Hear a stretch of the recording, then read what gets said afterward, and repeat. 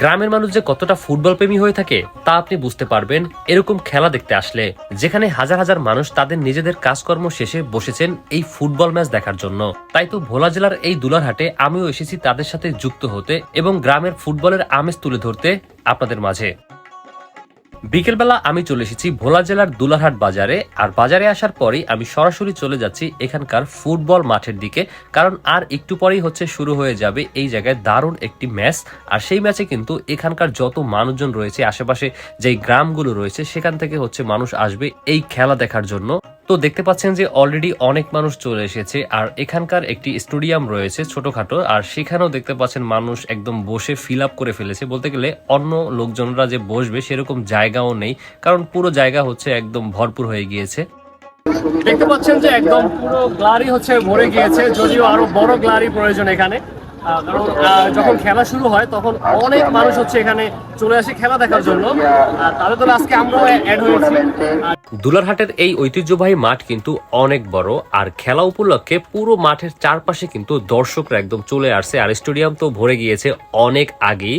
আর যেহেতু এখনো প্লেয়াররা আসে নাই, সেক্ষেত্রে আমরা আবার চলে এসেছি আইসক্রিম খাওয়ার জন্য।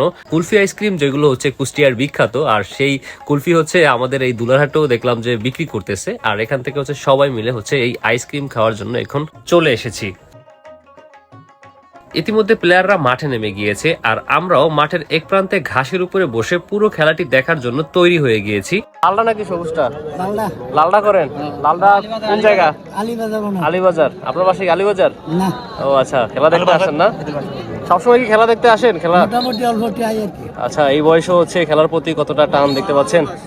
আজকের ম্যাচ খুব ভালোভাবেই চলতেছিল, আর আমরাও ঘাসের উপরে বসে বেশ ভালোভাবেই হচ্ছে খেলাটি উপভোগ করতেছিলাম। আর দেখতে পাচ্ছেন ছোট বাচ্চারাও কিন্তু এই খেলা দেখার জন্য চলে এসেছে। আসলে দুলারহাটের মানুষ, বলতে গেলে আমাদের ভোলা জেলার মানুষ কিন্তু অনেক খেলাপ্রেমী হয়ে থাকে। একটা টুর্নামেন্ট শুরু হলে সেখানে কিন্তু সবাই কার্যক্রম সবকিছু রেখেও চলে আসে, এরকমও রেকর্ড রয়েছে আমাদের ভোলা জেলাতে। আজকের ম্যাচে কিন্তু দুজন নাইজেরিয়ান প্লেয়ার রয়েছে, আর সেই সাথে বাংলাদেশের বিভিন্ন প্রান্ত থেকে কিন্তু প্লেয়াররা খেলতে এসেছে এই দুলারহাটের মাঠে।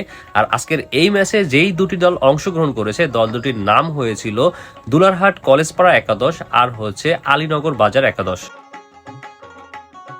এরপরে দুলারহাটের স্থানীয় প্লেয়ার রবিন ভাই নেমে গিয়েছে, আর সে কিন্তু হচ্ছে আমার খুবই পছন্দের একজন খেলোয়াড়, তার খেলা আমার কাছে খুবই ভালো লাগে। তো রবিন ভাই নামার পরে আমি অনেক খুশি হয়ে গিয়েছি। আসলে এই ম্যাচে হচ্ছে রবিন ভাইয়ের খেলাটা হচ্ছে আমি দেখতে পারবো।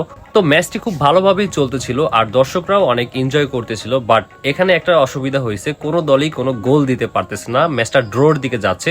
আর যেহেতু কোয়ার্টার ফাইনাল ছিল, সেক্ষেত্রে লাস্টে হচ্ছে প্লান্টিকের ব্যবস্থা রয়েছে, আর সেটা হচ্ছে দেখতে পাচ্ছেন অলরেডি রেফারি ডিসিশন দিয়েও দিয়েছে। একের পর এক গোলে মারা হচ্ছে, বাট কোনোভাবেই হচ্ছে কোনো দলকে হারাতে পারতেছে না। দুদলই হচ্ছে বারবার ড্র করে ফেলতেছে, আর একটা পর্যায়ে সন্ধ্যা হয়ে গিয়েছে, বাট তারপরও কোনো দল এখনো চ্যাম্পিয়ন হতে পারতেছে না, কারণ বারবারই হচ্ছে ড্র হয়ে যাচ্ছে। ওইদিকে গ্যালারিতে হচ্ছে দর্শকরা অনেক খুশি, ফ্ল্যাশ লাইট দিয়ে হচ্ছে বারবার সবাইকে উৎসাহিত করতেছে। দারুণ একটা মুহূর্ত যেটা আমরা ঢাকার স্টেডিয়ামে দেখেছি, বাট সেটা হচ্ছে দুলারহাটের এই স্টেডিয়ামে। 6:10 বাজে, আমরা এখনো মাঠে, এখনো প্লান্টিক চলতেছে। মেবি এটা হচ্ছে লাস্ট শট।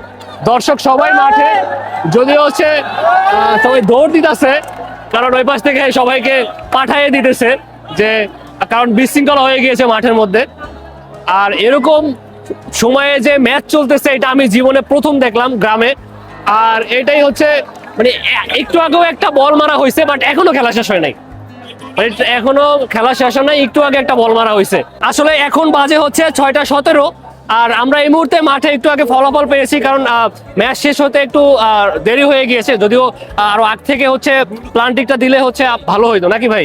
আপনি যে ভাইরাল এলাকার পাশে দাঁড়াইছি, আপনার লগে যেন আমিও যেন ভাইরাল হয়ে যেতে পারি। আচ্ছা ভাই, ভালোই তো হয়েছে তাহলে। যাই হোক, তো হচ্ছে এখন লাস্ট পর্যন্ত ফলাফলটা কিভাবে হয়েছে? লাস্ট পর্যন্ত খেলা ফলাফলটা হয়েছে টসের মাধ্যমে। অবশেষে কলেজপাড়া জিতছে। আসলে ছাত্র হয়ে গেছে, কেউ দেখতে আসে না, খেলা টসের মাধ্যমে জিতে দিচ্ছে। আচ্ছা। কারণ যে প্লেয়ার গুলো আনছে এক একটা প্লেয়ারের দাম হয়েছে কমপক্ষে 30 থেকে 40,000 টাকা করে। আচ্ছা আচ্ছা, যাই হোক আমরা বুঝতে পারছি। আর সেক্ষেত্রে হচ্ছে মানে একটু লেটে হচ্ছে শেষ হয়েছে আজকের ম্যাচটা, এজন্য অন্ধকার হয়ে যাওয়ার কারণে তাদেরকেই হচ্ছে উইন ঘোষণা করা হয়েছে। তো সেটা হচ্ছে কলেজ পাড়া একাদশ। খুবই ভালো লাগছে দুলহাটের এই মাঠে এসে এরকম দারুণ একটা ম্যাচ উপভোগ করেছি। বিশেষ করে আমার লাইফে এরকম হচ্ছে রাত হয়ে গিয়েছে বা সন্ধ্যায়ও হচ্ছে এরকম ম্যাচ চলছে, এটা আমি আর কখনোই দেখি নাই। খুবই ভালো লাগছে। আর দুলহাটের মানুষ খুবই ভালো, এখানকার মানুষ খেলা প্রেমী, সবাই খেলা পছন্দ করে। আমি আজকে মানে খুবই খুশি হয়ে গেছি এরকম একটি ম্যাচ দেখতে পেয়ে, দুলহাটের মানুষের সাথে এক হয়ে। ধন্যবাদ সবাইকে, ভালো কিন্তু থাকবেন। এখানে কিন্তু দুলারের মানুষ যদি খেলা ভালোবাসে, এর লগে আমরাও ভালোবাসি। ও আচ্ছা আচ্ছা আচ্ছা, ওকে ওকে, ভালোবাসা অবিরাম। একটা selfie।